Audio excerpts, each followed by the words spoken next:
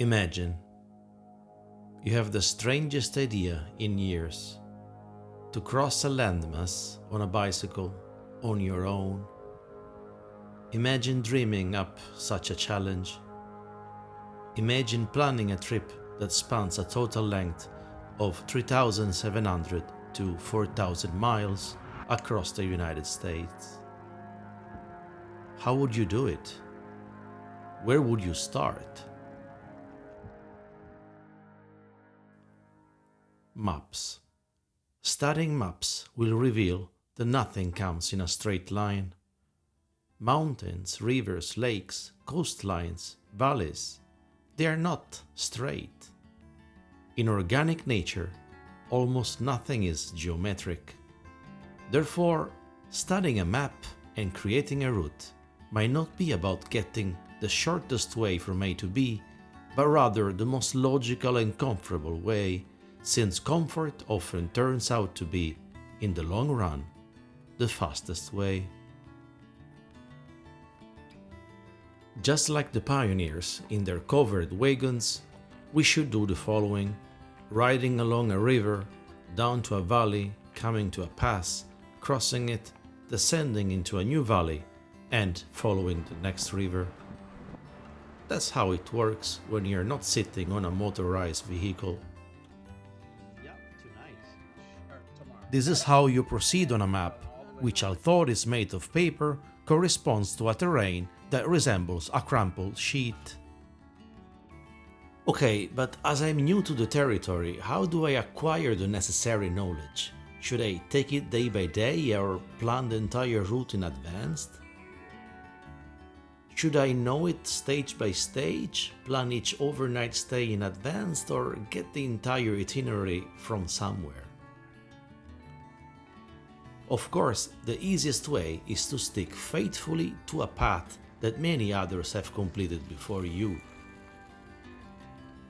The most popular coast-to-coast trail in the United States is called the TransAmerica Trail, and it goes from Astoria, Oregon to Yorktown, Virginia, a distance of over 4,200 miles. That's a lot of miles. I'm from Europe, and time is an issue for me. I can't take all the time I want. I can get a 90 days visa without a problem, but that's about it. Can I cover over 4,200 miles in just 90 days, including the transfer from Washington, D.C. and to Portland Airport? Time seems too tight to me. It's risky. I can't run out of days in the middle of nowhere. The plane won't wait for me. I need to come up with a plan that is both feasible and safe. The Adventure Cycle Association, which is the agency behind this route, says, plan on around 3 months, give or take, for the crossing. Some traverse the route quicker, but this leaves less time for sightseeing. That's right. And even though my visa is valid for 3 months, I won't be able to ride the full 90 days. I'll need rest and days off, for health and safety reasons. There is a jet lag to cope with.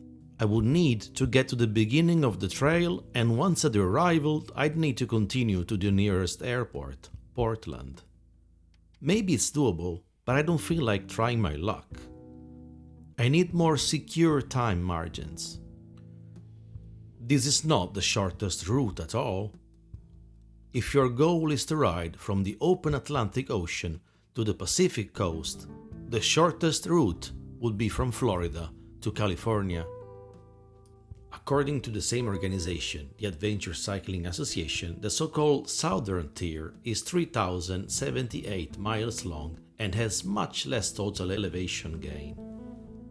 But I'm not interested to cycle through the southern states, and not only because of the summer heat.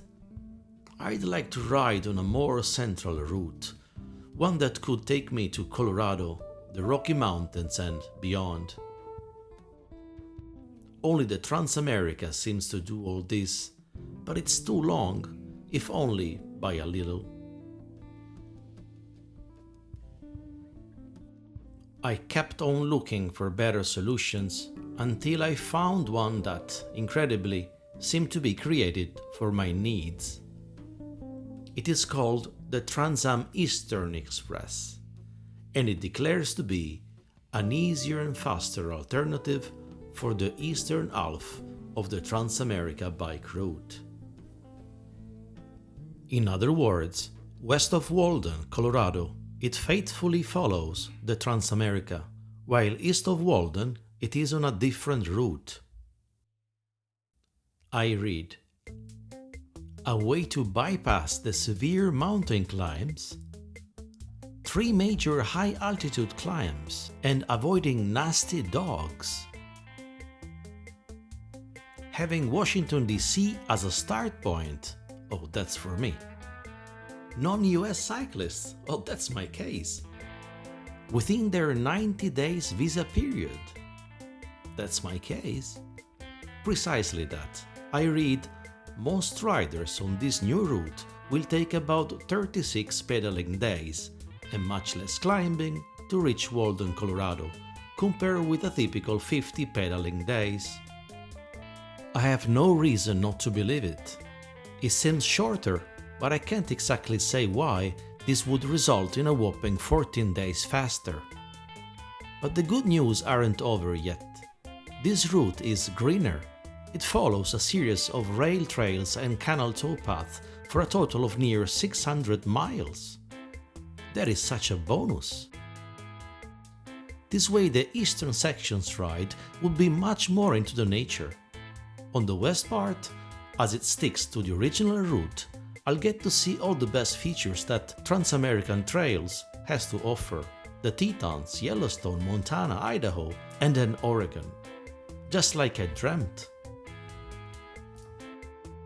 The planned route also meets my needs.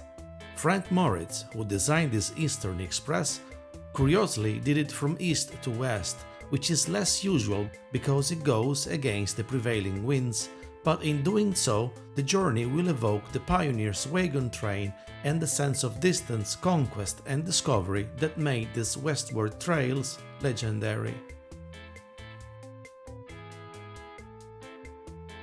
Now, as I want this adventure to be on the safe side, I would consider it mission accomplished in Eugene or Florence, Oregon, and I'll skip the final part up to Astoria.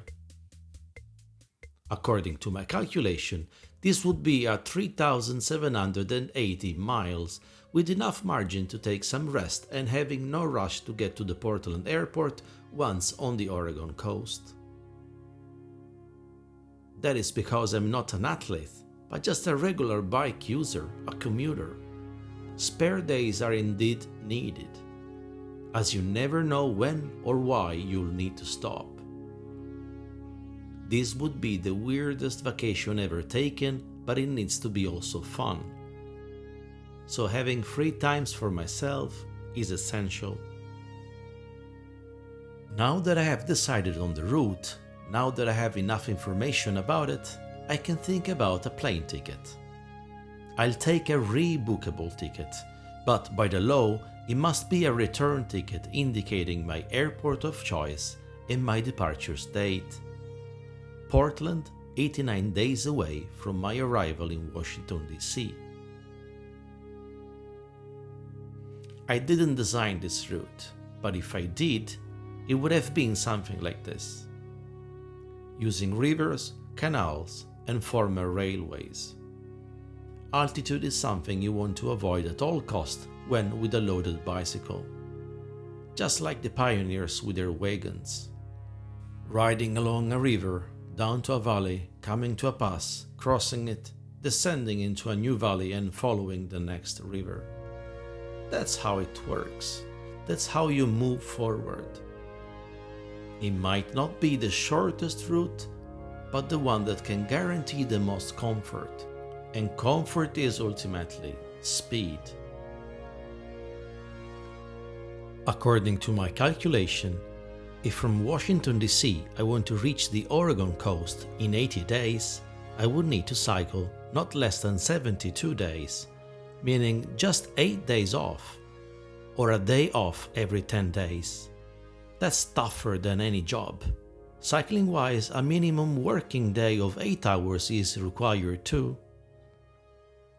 I'll need to keep an average of 80 kilometers per day. It seems simple to do it, but if you think about it, it means abandoning your comfort zone and routine in a substantial way. For months, I will not have a house, an office, or a place where I usually go. I will not even have a city, because I will change cities every day.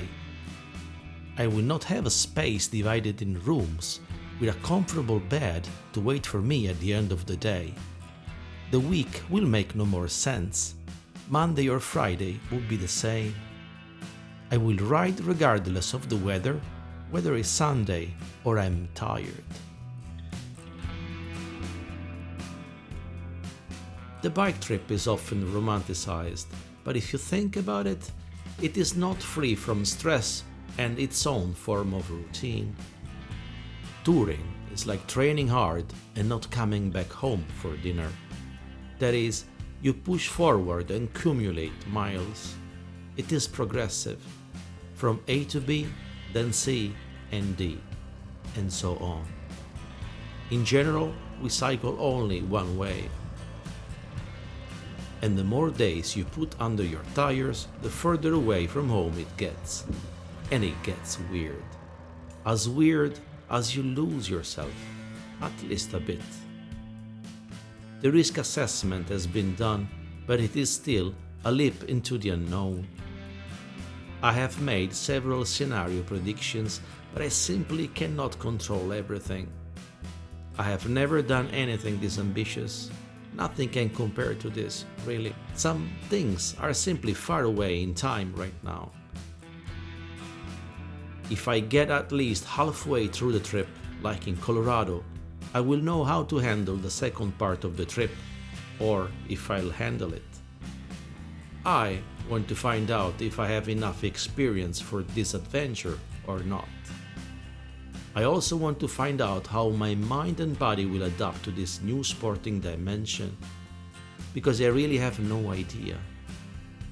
I'm both impatient and afraid to start. Will I make it? How will it go? Basic questions I don't know how to answer to. This is exactly the story I hope to tell. The story of how I crossed America.